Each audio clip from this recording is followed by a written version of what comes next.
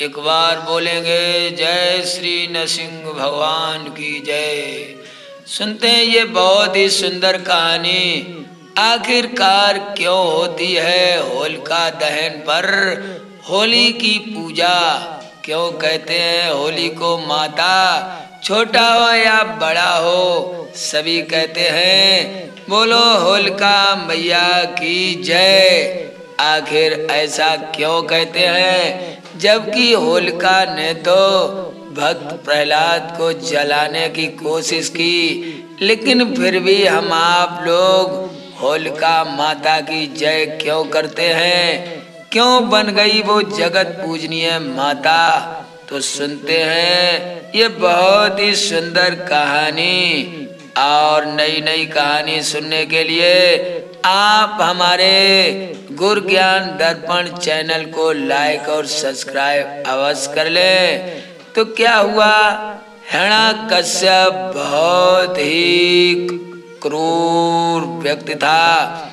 उसकी पत्नी का नाम था कयाधु और उसकी एक बहन भी थी जिसका नाम सिंघका था। बाद में इसी का नाम पड़ा होलिका। बात ये थी भक्तजनों, जिस समय दिग्विजय के लिए हिरण्यकश्यप वरदान पाकर और संसार में विजय करने के लिए निकला, उस समय जितने भी राजा थे सभी ने उसकी अधीनता स्वीकार कर ली। यहाँ तक कि देवताओं के राजा इंद्र ने भी अधीनता स्वीकार कर ली। लेकिन पाताल लोक का एक राजा था जिसका नाम था विद्युज्जीवा।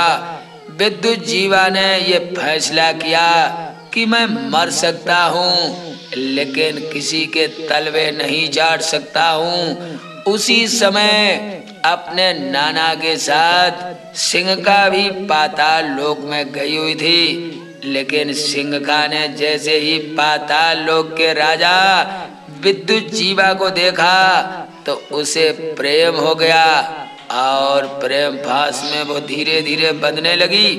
विद्युज्जीवा भी सिंघका को देखकर प्रेम करने लगे। दोनों में प्रगाढ़ प्रेम बढ़ गया। इतना ही नहीं, दोनों ने आपस में शादी भी कर ली। लेकिन ये बात जब हिरण्यकश्यप को पता चली तो हिरण्यकश्यप ने यह निश्चय किया कि कुछ भी हो जाए मैं इसे जिंदा नहीं छोड़ूंगा। और उसने वैसा ही किया। अपने हाथों से अपने बहनोई का कत्ल कर दिया। जब सिंघका ने देखा कि हमारे पति को और किसी ने नहीं स्वयं हमारे भाई ने ही मार डाला, अब सिंघका बेचारी चारों तरफ से टूट चुकी थी। अब करती भी क्या, भाई से बदला भी कैसे लेती? तो उसने निश्चय कर लिया कि मैं महातप करूंगी और तपस्या करके अपने भाई की मृत्यु का कारण बनूंगी। ये उसके मन में विचार आ गया था और उसने जाकर के आदि शक्ति स्वरूपा जगत जननी माता रानी की घोर तपस्या चालू कर दी। जब जगत माता की तपस्या करना प्रारंभ कर दिया, उसने बहुत सारा यज्ञ में अपने तप को जलाने लगी। और जब उसे ये महसूस हुआ कि अब माता मुझे दर्शन नहीं देगी, तो सिंघका ने मन में निश्चय कर लिया कि मैं इसी यज्ञ कुंड में गिर के मर जाऊंगी। और जैसे यज्ञ कुंड में सिंघका कूदी तो कुंड बिल्कुल शीतल सा हो गया। माता रानी प्रकट हो गई और जगदम्बा मैया ने ये आशीर्वाद दिया कि तुम जिस उद्देश्य से आई हो मैं वह भली बात जानती हूँ, चिंता न करो, मैं तुम्हें ये चीर प्रदान करती हूँ। ये चीर आप ओढ़ करके किसी भी अग्नि में अगर बैठ जाओगी तो आप नहीं जलोगी, बल्कि आसपास की जो भी वस्तुएं होगी वो जलकर राख हो जाएगी। सिंघका कहने लगी, हे माते, लेकिन मैं इस चीर से अपना बदला तो नहीं ले सकती हूँ। माता कहने लगी, चिंता न करो। आज सत स्वरूपा दुर्गा मैया ने कहा, एक समय वो आएगा, इस चीर की किसी को बहुत आवश्यकता होगी, तब ये चीर तुम उसे उड़ाकर और स्वयं अग्नि में विलीन हो जाओगी, और जिसे ये चीर तुम आप अपने हाथों से उड़ाओगी वही तुम्हारे भाई की मौत का कारण बनेगा।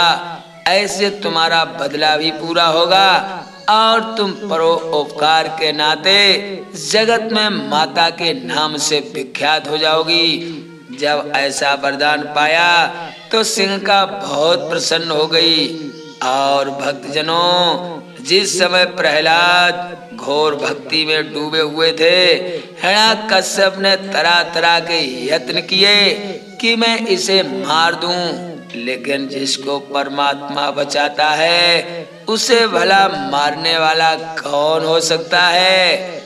एक समय उसने बहुत सारी लकड़ियों का ढेर लगवाया और सिंघका ने आकर के यही बताया, मेरे भाई आप चिंता न करो, मेरे पास शीतल चीर है, मैं ओढ़ के कहीं भी बैठ जाऊं तो अग्नि मुझे कुछ भी नुकसान नहीं करती है, जबकि आसपास की वस्तुओं को जलाकर राख कर देती है। तो आप चिंता न करो, मैं इसे गोद में लेकर के बैठ जाऊंगी और ये जल के भस्म हो जाएगा, आपका काम पूर्ण हो जाएगा। हिरण्यकश्यप ये सुनकर बहुत ही प्रसन्न हुआ।